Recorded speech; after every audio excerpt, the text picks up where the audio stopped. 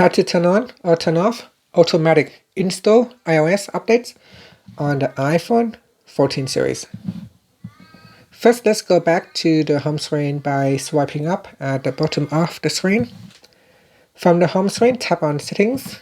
In Settings, swipe up to go down and tap on General.